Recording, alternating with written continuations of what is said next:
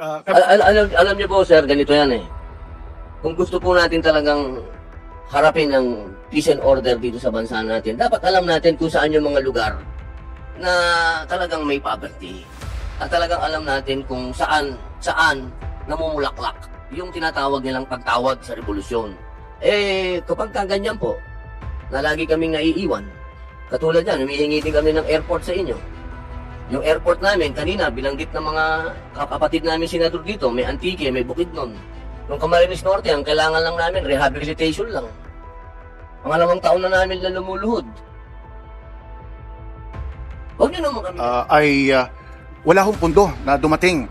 So, may pinirmahan si Secretary Tugade sometime in February of 2022 para sa Civil Works, pero hindi ho na ipadala ng China Exim Bank ang pondo. Hindi naman kami kalimutan.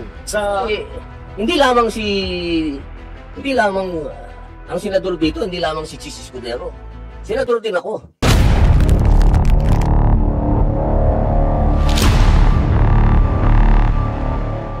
Thank you. I'd like to recognize Senator Robin Padilla. Maraming salamat po, Madam Chair.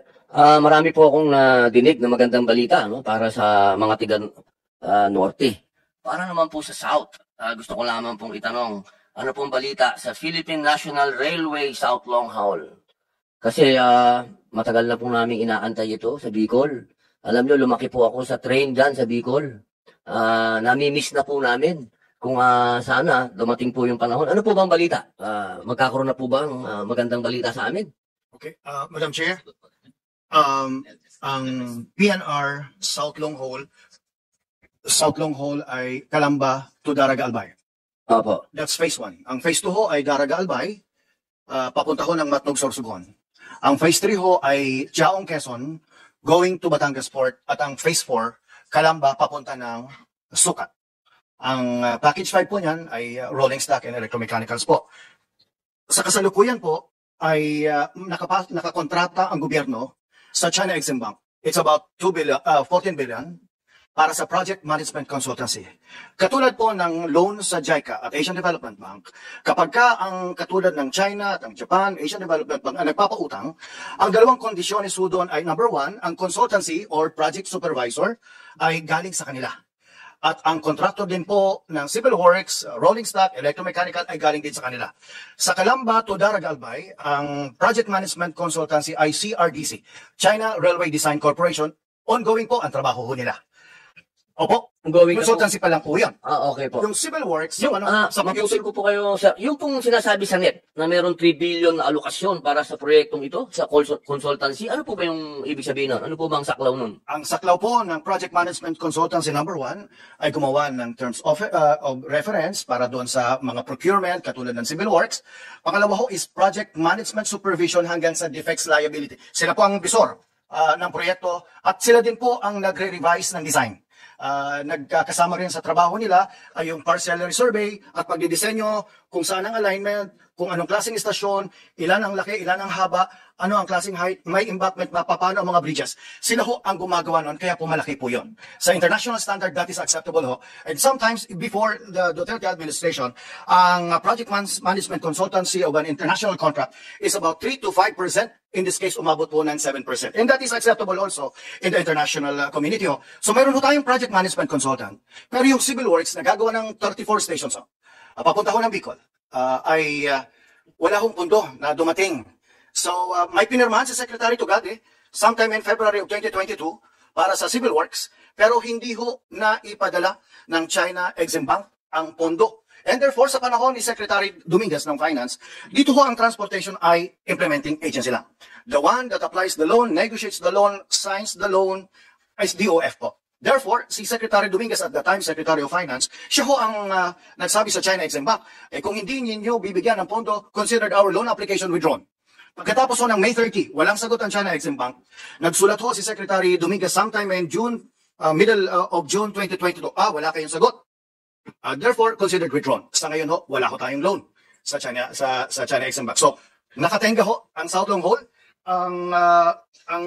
Ang pinag-aaralan po ng ating kalihim dito. Sir, nakatenga. Bali, wala po itong ngayong kalinawan.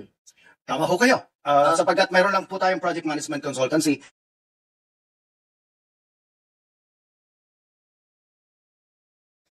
Yung 3 bilyon ho ay hindi lang po siya tungkol sa part ho kasi ng ang trabaho ng gobyerno ay ang right of way pati na ang ISF. Tanong, ano ang direksyon ng Department of Transportation sa project na ito? Ituloy.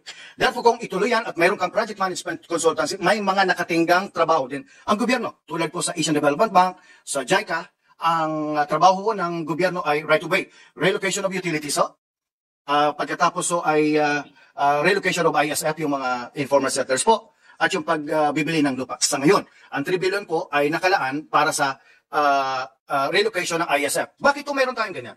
Sapagkat habang wala ka pang pondo galing sa China Exim Bank, ino-operate na po natin papunta ng Bicol.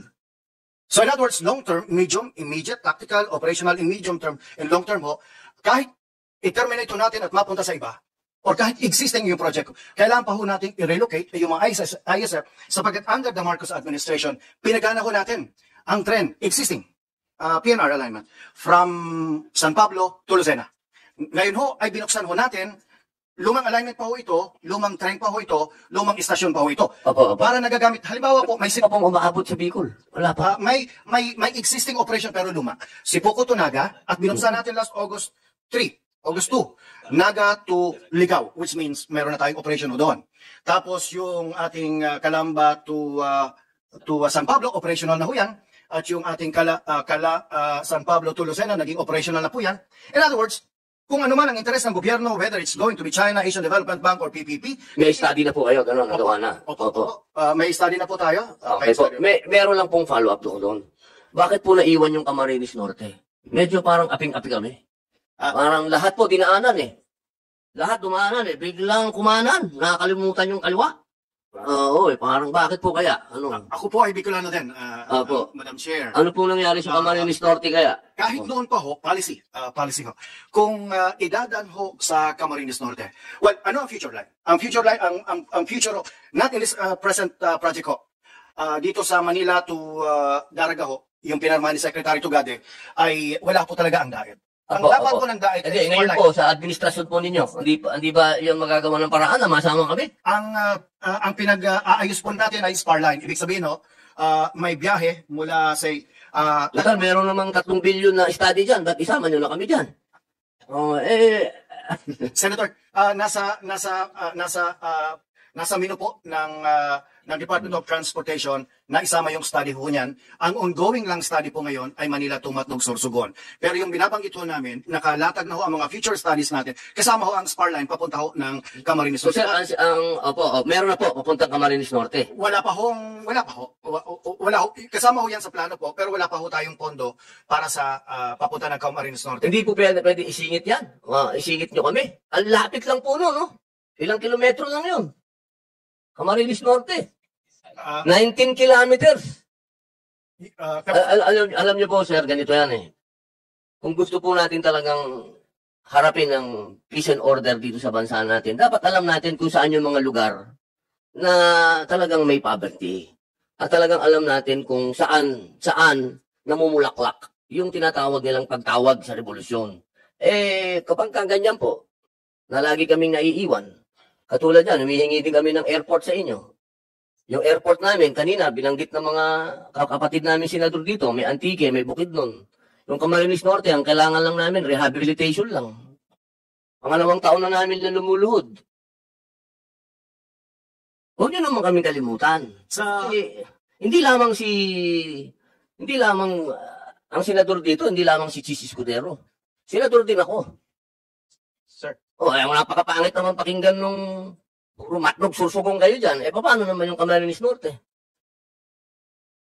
Kawawa naman kami. Alam niyo po ba ang airport? Diyan, sa Daet, kapag nailagay nyo yan, makikinabang din po dyan ng Quezon. Makikinabang din po dyan ang malalapit na bayan ng Camarines Sur.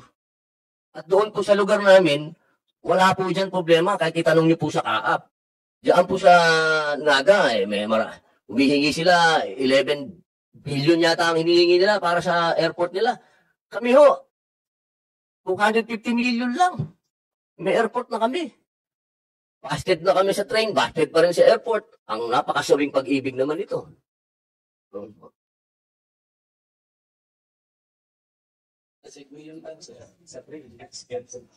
Sir, sa sarili. Meron po kaming runway, rehabilitation lang po ang kailangan po namin. With the indulgence of Senator Padilla, ako man mag-chair. Si PNR General Manager Regino would like to say something. Pero siguro bago kayo po, no, I defended the budget of DOTR in the past. Nandun naman po sa South Long Haul, Senator Padilla, yung spur line talaga magkakaroon po sa diet, and we will make sure pag natuloy na yung South Long Haul, lalagyan natin. In fact, yung mga PNR lines, yung mga narrow gauge PNR trains, yun yung gagamitin natin for the spur lines. Yung mga bagong tren na ginagamit na ngayon. Sige pa, Mr. Regino, pakituloy po. Yes, sir. Actually, sir, magandang hapon po. Ako po si Jeremy Regino, General Manager ng PNR. Para sa kaalaman po ng publiko, in a span of 1 year po, since the Marcos administration po, we already are operating, PNR is already operating an additional 220 kilometers of rail line since August po. Nabuksan po natin ang San Pablo to Lucena at pagkatapos po Naga City to Ligao of Albay. Hinggil po at we were able to do this because we were able to increase the operational train sets of PNR from a low of 7 train sets in September of last year to more than 100% to 15 train sets as of last month. Hinggil po naman dito ho sa at kaya dito ho sa Peña Francia celebration po natin, itong September po, mararamdaman na po natin at ng ating mga kababayan sa Bicol ang presence ng PNR. In fact po, with the instructions of our secretary po, ang mga PWD at saka mga senior citizens, libre po sila ng pasahe dito sa Peña Francia celebration po natin. Hinggil naman po sa Camarines Norte po, ginagawan po namin ng paraan na magkaroon ng spur line, yung sinasabi po ni Senator Ejercito po. Maputol ko po kayo. Kanina sabi ni Senator JB, meron na. Ngayon pa lang gagawan nyo ng paraan. Ano ba talaga? Ito po ginagawan po kasi kailangan po muna natin ng feasibility study. Yun po ang ginagawa natin ngayon. Yun ang gagawin natin feasibility study for the spur line to Camarines Norte po. Bearing in mind na modernize ang South Long Haul natin. So ganun hindi natin parang ang nangyari po dito sa Metro Manila, hindi nadaanan ng NSCR ang Nabotas. Ang solusyon natin sa mga taga Nabotas po ay magkaroon po tayo ng spur line na didikit po sa NSCR. Ganun din po sa Camarines Norte, magkakaroon tayo ng spur line na didikit po sa South Long Haul. Kaya hindi maka-cut off ang mga tao dito. At saka ang mga lumang alignment po natin, gagawin po natin itong heritage lines because these are the two tourist alignments po. So hindi tayo masasayang dito. We will still continue to maintain these heritage lines po. Magandang balita po yan. Mga kailan po kaya namin aasahan yan, boss? Mina po sa DOTR ang sasagot. Ang in-charge po ng pagpaplano ay ang opisina ng Undersecretary for Planning and Development. At ang commitment po nila ay maisasama sa GOP, maisasama sa FS Fund. Is this year? This year na po, Senator. Sabi ho ng Planning Department ng DOTR, 2024 po kasama na sa FS. Okay. Pati po yung airport.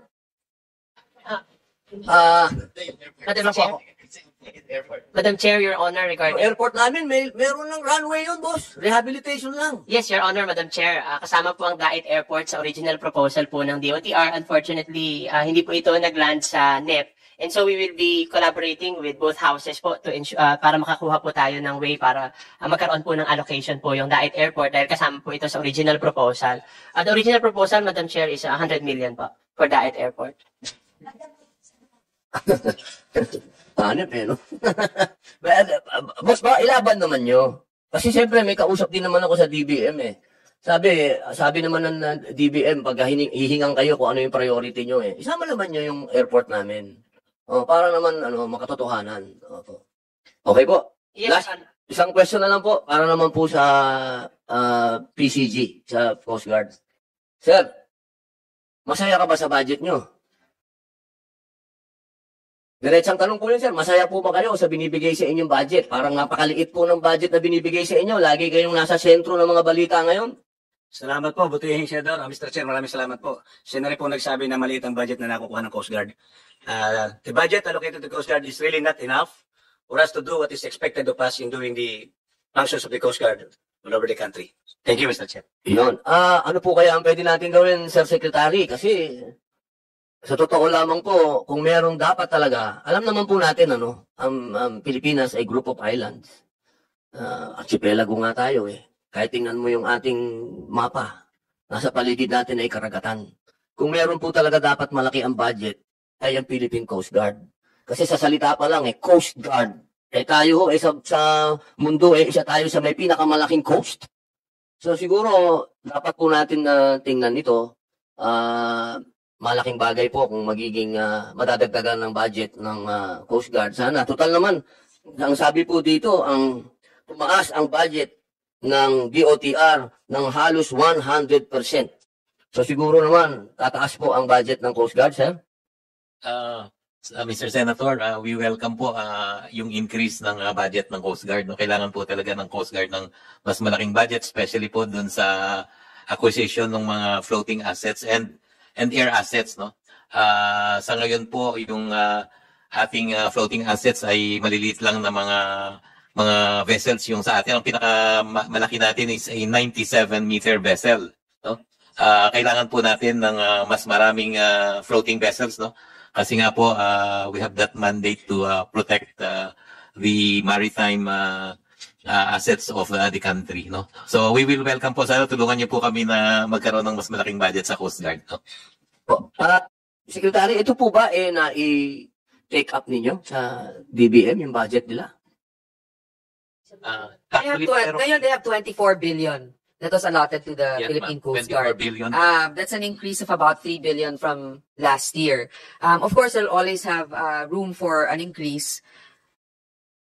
Sir, ang original request po ay 70 billion, no? Opo, Madam Chair, Medyo parang malaki. kulang po yung 24 billion kung... Ang bulk po nito ay para dun sa mga assets po ng Coast Guard. Opo. Welcome to the Philippine Government News Channel. Here, we bring you the latest breaking news and current events in Philippine politics. Get exclusive access to speech and video clips of President Ferdinand Bongbong Marcos Jr., as well as updates on Vice President Inday Sara Duterte. We strive to provide transparency and keep you informed about the Senate hearings and House of Representatives proceedings. Stay up to date with the political landscape of the Philippines by subscribing to our channel today. Don't miss out on important discussions and debates. Subscribe now.